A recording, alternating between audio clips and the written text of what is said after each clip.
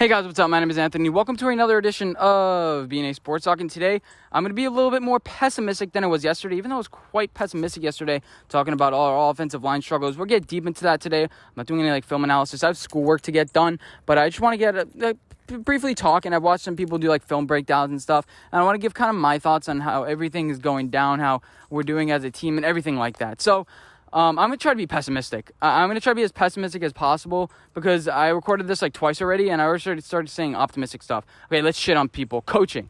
I thought we were supposed to have good coaching. Good coaching doesn't get out-schemed by, other coaches. Obviously, it's Mike Tomlin, Matt Nagy, Kyle Shanahan. These are good coaches. Now we face Sean McVay.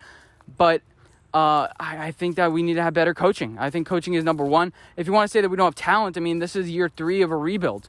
People say it's year 1 or year 2, but this is year 3 of the rebuild. We've been bringing in players for years and years now. Dave Gettleman guys. So if we can't get started already, I'm like, what's going on here? So it's either a talent issue, it's a coaching issue, maybe it's a little bit of both.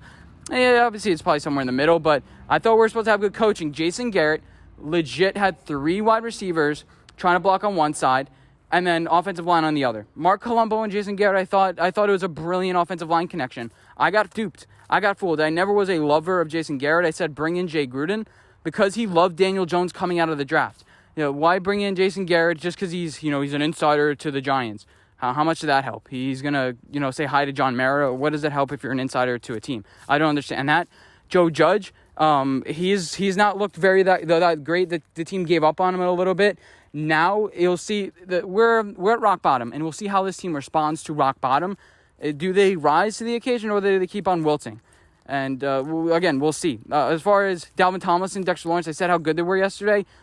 Why not look to trade a guy like Dalvin Tomlinson?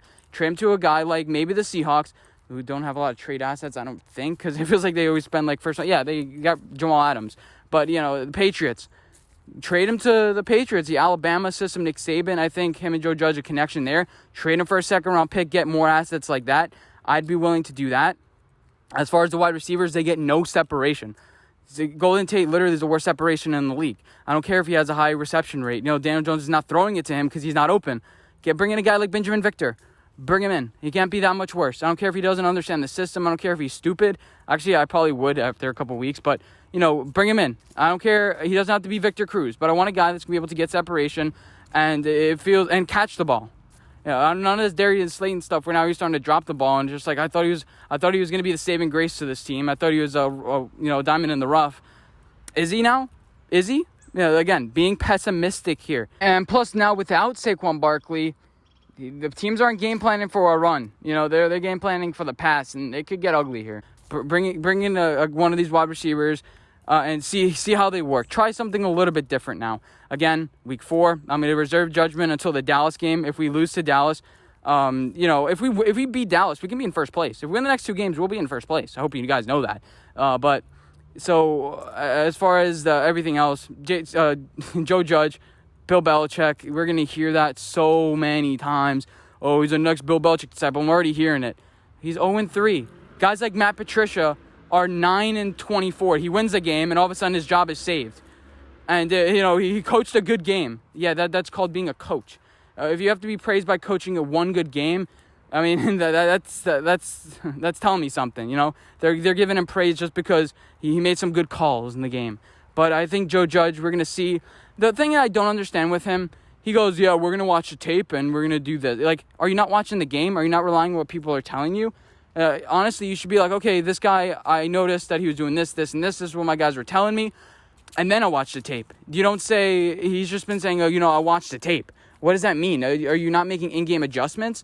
And that feels like what's been burning us. Again, in-game adjustments. We're diligently, I don't want to make any comments to hurt anybody. No, I would be making comments. I'm his poise looked off. I would be making comments. I really would. I wouldn't have to need to watch the game tape. What do you think Bill Belichick does? He watches tape, but I think he knows what he's talking about without watching tape. That's what I'm saying. And Joe Judge last year, he coached the wide receivers for New England. Who do they have? Who are the wide? Did they step up for Tom Brady? No, they didn't. And again, I'm being pessimistic here. Nick Gates, he needs to go. I think you put Spencer Pulley there. He gets beat too many times. I think Spencer Pulley would do a better job there. I'm not too sure how much the improvement in Nick Gates is going to be, but I wouldn't. I wouldn't 100% mind because I don't think Spencer Pulley is that much of an upgrade there. Kevin Zeitler, got to cut him at the end of the year. I didn't include him on my top 10 Giants, and there's a reason why. I'm like, these guys don't really last that long as guard, and I'm like, well, what are the odds this guy's a top 10 guard again? I'm like, I don't really believe that. I think I mentioned that in yesterday's video. And the secondary, I mean, when are we going to find the second cornerback? It feels like these guys are always 5-10 yards behind the guy. Why are their receivers getting separation? Our guys aren't. I know that's the thing that really Giants fans really critique. It's like, what are they doing? It feels like their guys are 10 yards open, and our guys were struggling to to get open. And that starts with Jason Garrett scheming, having certain things. It's not all about speed. I mean, Jason Witten gets wide open. And it feels like we're struggling to move the ball a little bit here. And finally, as far as special teams, Joe Judge is using guys like Jabril Peppers on special teams. Please don't. I know you want to get like a little thing ahead. Put some rookies on special teams. Get them a couple reps. I don't want to see Jabril Peppers sprain another ankle. I don't want to see Golden Tate get lit up and make him even slower. I don't want to see all that. And why is it also, last point, if we're putting starters on defense, on special teams, why would we put Nate Ebner at safety? What are we doing there? He's Antoine Bethea. He's way worse. Antoine Bethea actually played pretty well last year. It was a lot of just misunderstanding with the defense. But, that's just me being pessimistic here. We're going 1-15. We're going to pick Trevor Lawrence. Daniel Jones sucks. No, I'm not saying that. I think Daniel Jones is a better quarterback than anybody we could have gotten. He ended up on a high note. I think he's better. Who did people want? They wanted Sam Darnold. They wanted Josh Rosen. And they wanted Dwayne Haskins, which I wanted too at some point. I'm not going to lie, because I didn't really know a lot about football then. But, yeah, Daniel Jones is better than those. We have to build behind him. We're not just going to give up on him 1 year. Again, it depends. We still have a lot of football left to play. People are commenting, making all these assumptions. There's a whole season left. There's still how many games. And there's still a lot of things that can happen. And we saw flashes in the Steelers game. People are too high and low. And after a loss, you got to give it some time. You got to breathe. And by Sunday, Giants fans are going to be saying, yeah, I think we can win this game.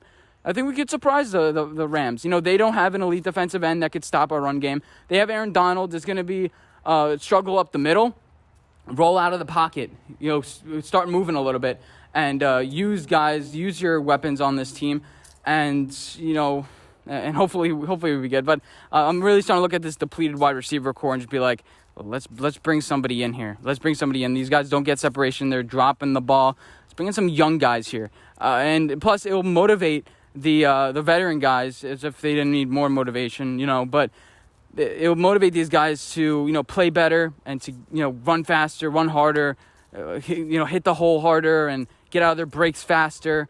I know you probably don't need that much motivation for that, but I think that, bring these rookie guys in and they can make a difference on this team. But I hope you guys enjoy this video. Let me know what you guys think. Do you agree, disagree with anything I said? And I'll see you guys in my next video. Bye, guys.